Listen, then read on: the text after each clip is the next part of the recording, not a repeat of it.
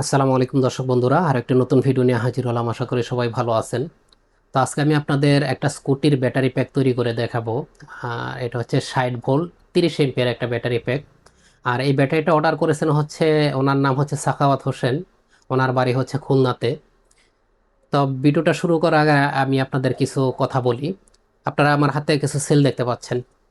এগুলো হচ্ছে lithium phosphate battery 3.2 volt 15 এম্পিয়ারের সেল।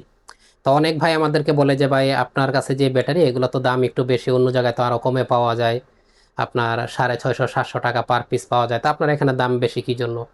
আসলে দেখতে একই ধরনের হইলেই যে দাম মানে কোয়ালিটি এক, বিষয়টা এরকম না। আমার হাতে আপনারা তিনটা ব্যাটারি দেখতে পাচ্ছেন, এখানে দুইটা কোয়ালিটির ব্যাটারি আছে। আপনারা যদি শুধু সেল দেখেন, শুধু সেল দেখে আপনারা এটার কোনো পার্থক্য করতে পারবেন না যে কোনটা ভালো কোনটা খারাপ, কোনটা হাই কোয়ালিটি কোনটা লো কোয়ালিটি। তা এখানে আপনারা একটা জিনিস দেখেন, প্রত্যেকটা সেল আমরা ক্যাপাসিটি চেক করে রেখেছি। এই সেলটার ক্যাপাসিটি আছে 15.67 এম্পিয়ার, আর এটা আছে 15.49 এম্পিয়ার। আর এখানে আরেকটা সেল আছে, এটা হচ্ছে 13.12 এম্পিয়ার। তো 13.12 এম্পিয়ার আর 15 প্রায় 15.5 এম্পিয়ার, প্রায় 2 এম্পিয়ার কম। তো দেখতে তো একই ধরনের, আপনারা তো শুধু চোখে দেখে আপনারা এটার কোনো পার্থক্য করতে পারবেন না, অথচ দুইটা দুই কোয়ালিটি। এমনকি বাংলাদেশে এগুলোর মধ্যে সেকেন্ড হ্যান্ড ব্যাটারিও আসতেছে, যেগুলো অনেক কম দামে পাওয়া যায়। তা আমরা যখন একটা ব্যাটারি প্যাক তৈরি করি, এখানে আরেকটা বিষয় দেখেন, এই দুটোটা কিন্তু হাই কোয়ালিটির। দুটোটা হাই কোয়ালিটি হওয়া সত্ত্বেও একটা ব্যাটারির এম্পিয়ার হচ্ছে 15.67 এম্পিয়ার, আর একটা হচ্ছে 15.49 এম্পিয়ার।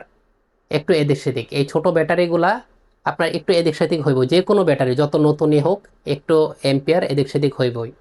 তো আপনারা যদি দেখা গেছে অনেকে শুধু মনে করে একটার সাথে আর একটা কানেকশন দিয়ে বিএমএস লাগাই দিলেই বুঝি ব্যাটারি হয়ে যায়, না, আসলে এরকম না। আপনি যদি একটা প্রপারভাবে একটা ব্যাটারি প্যাক তৈরি করতে চান, প্রত্যেকটা ব্যাটারি আগে গ্রেডিং করতে হয়, তারপর এগুলা ক্যাপাসিটি চেক করতে হয়, ব্যাটারি ক্যাপাসিটি ঠিক আছে কিনা, তারপরে একই লেভেলের ক্যাপাসিটি দিয়ে আপনার ব্যাটারিগুলো তৈরি করতে হয়। আপনি যদি ভিন্ন ভিন্ন এম্পিয়ার দিয়ে যদি আপনি ব্যাটারি প্যাক তৈরি করেন, কিছুদিন পর ব্যাটারি আনব্যালেন্স হয়ে যাব, ব্যাটারি সমস্যা দেখা দিব। তো আসলে এইভাবে তো আপনারা যাদের কাছ থেকে কমে পান এদের কাছে দেখেন তো এই ধরনের মেশিন আছে কিনা। আমরা কিভাবে একটা ব্যাটারি প্যাক তৈরি করি, আমরা কোন ধরনের মেশিন দিয়ে কাজ করি, সেটা আগে আমি আপনাদের দেখাই। তো আপনারা এখানে আমাদের ব্যাটারি সেলগুলো দেখতে পাচ্ছেন। প্রত্যেকটা ব্যাটারি আমরা গ্রেডিং করার পর ক্যাপাসিটি চেক করে প্রত্যেকটা ব্যাটারি গায়ে আমরা ক্যাপাসিটি লিখে রাখি, যাতে করে এম্পিয়ার মিলিয়ে আমরা ব্যাটারিগুলো তৈরি করতে পারি। আর এখানে আমাদের মেশিনগুলো দেখতে পাচ্ছেন, প্রত্যেকটা ব্যাটারি এগুলো আমরা প্রথমে গ্রেডিং করি, তারপর ব্যাটারি ক্যাপাসিটি চেক করি, তারপর আমরা একটা ব্যাটারি তৈরি করি। তা আপনারা দেখেছেন আসলে আমরা কোন ধরনের মেশিন দিয়ে কাজ করি।